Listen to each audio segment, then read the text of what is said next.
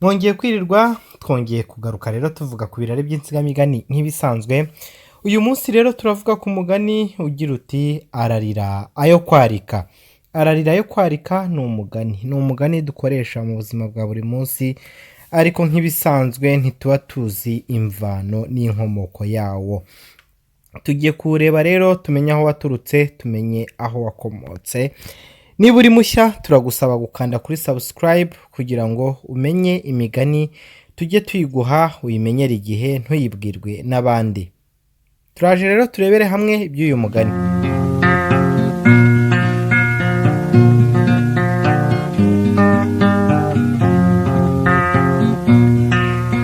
Intwari itikanga imyato Ararira ayo kwarika. Uyu mugani abanyarwanda bawuca iyo babonye umuntu urira cyane abitewe n'umubabaro, nibwo bavuga bati ararira ayo kwarika. Umugani wakomotse ku mukecuru witwaga Nyiragahira, yari atuye ku mukingo wa Mwanabiri mu Nduga. Ubwo ariko byabaye asigaye atuye Ishyorongi mu Bumbogo bwa Huro, aho akaba ari muri Kigali ahasaga mu mwaka w'1500.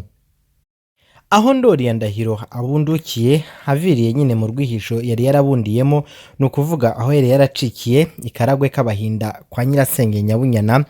Abiru ba se Ndahiro Cyamatare baramwimitse bamwita Ruganzu. Abo nibo Mpande ya Rusanga Icyotamakara, hakaba witwaga Karangana ka Yuhi, Mukona ka Mashyoza, Cyabakanga cya Butare, Inyamweru mu Bumbogo, Mpyisi ya Sagisengo Igihinga na Ruzege, aho nyine ni muri Kamonyi, Bwami bwa Muriro, uwo ni umutware w'Ikinyinya cya Yanza, n'abandi bari abaryankuna rero bagaruye Ndori. Bamaze kumwimika ahera ko atangira kubundura u Rwanda.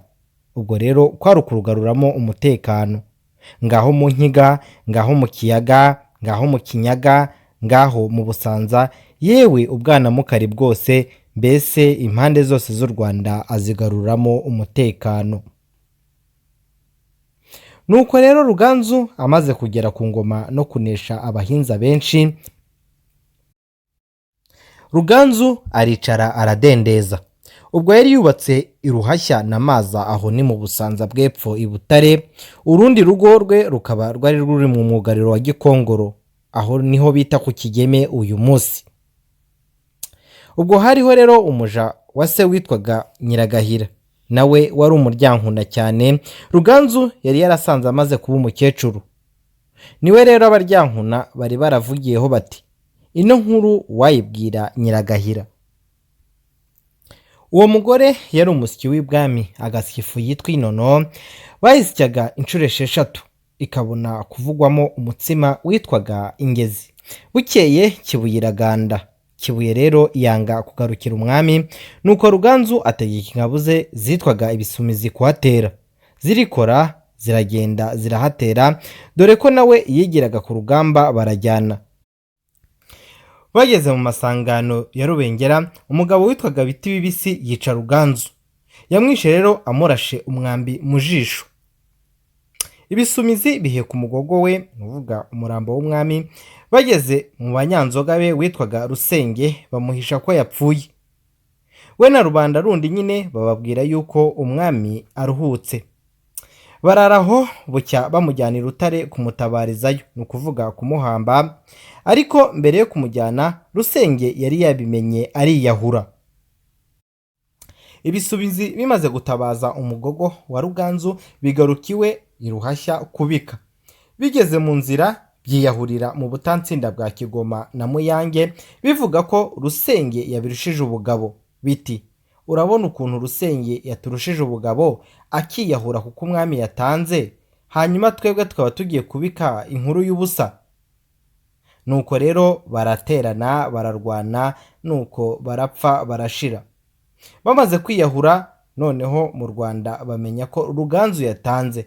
Ubwo inkuru iba kimomo, inka zivamo amapfizi, abagabo biyogoshesha inkomborero, ari nabyo kuvaho amasunzu nyine. Inkuru igumya kurandagatana igera Ishyorongi mu Bumbogo bwa Huro kwa wa mukecuru witwaga Nyiragahira. Abagiye rero kumubwira inkuru basanga yaritse umutsima. Acyumva iyo nkuru araturika ararira ati Ndahiro yansize mu Rwanda, none na Ndori arunsizemo. Yunama hejuru y'inkono yavugagiramo umutsima, ararira cyane. Amarira rero yariraga akajya agwa mu mazi yaritse. Nyiragahira akomeza kuririra muri ya nkono yaritsemo ivuga umutsima, ikiniga kivanga n'imbamutima, nuko byivanga n'ibyunzwe yunamye muri wa mwuka, biramuzabiranya arapfa. Anogonoka amarira yivanze n'amazi yaritse. Nuko rero kuva ubwo babona umuntu urira cyane kubw'umubabaro n'agahinda, bakamugereranya na Nyiragahira, bati ararira ayo kwarika. Kurira ayo kwarika bisobanuye kubabara bitagira ikivurira, kubabara bitagira akagero, hanyuma ukabura uguhoza. Naha rero umugani wacu ucumbikiye, naha tuwusoreje, ariko ibirari by'insigamigani byo nakagaruka nk'uko bisanzwe. Uyu mugani rero udusobanurira neza iyo umuntu avuze ati urarira cyangwa se runaka ararira ayo kwarika, umenya aho byaturutse, umenya aho byakomotse. Ibi rero ni bimwe mu buvanganzo, ni bimwe mu bucurabwenge bw'ikinyarwanda bw'umuco wacu w'abanyarwanda. Naha ducumbikiye, tubibutse ko ibirari by'insigamigani tubibasomera mu gitabo cyiswe Ibirari by'insigamigani. Ni igitabo cya Minisiteri y'Uburezi, ni igitabo cyanditswe ahasaga mu mwaka w'1986.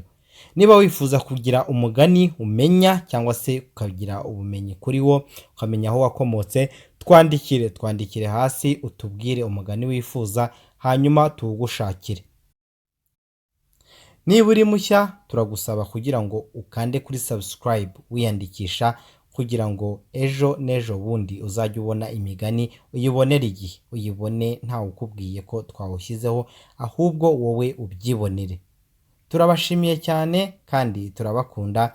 Imana y'u Rwanda ibahe imigisha. Intwari itikanga imyato, irwigema aho batinya, mugabo utiyegura inkema, amayambere agumye nanzi yitebwe n'ubugwari.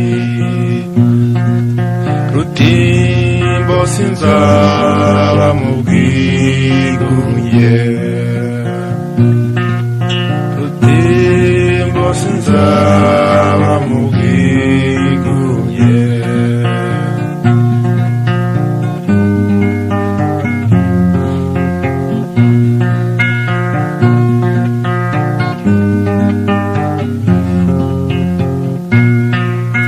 Ubwigunge buraryana, burya bwagashe rubanda, uwakabaye umuhanzi azimata n'ubugeni, nanzi igitebwe n'ubugwari. Rutimbo sinzaba mu bwigunge, Rutimbo sinzaba mu bwigunge.